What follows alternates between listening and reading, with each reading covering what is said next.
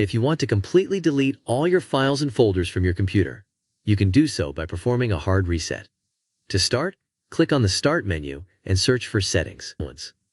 Once you're in the Settings window, click on System from the left-hand menu, then scroll down to the bottom and select Recovery. Under Recovery Options, you'll see the option to reset this PC. Click on that.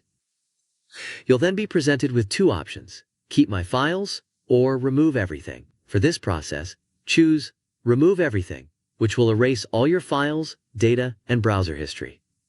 After that, select either Cloud Download or Local Reinstall. Once you're ready, click the Reset button to completely wipe your data from the computer. Before ending this video, I'd like to mention that I create high-quality, tech-related videos every day.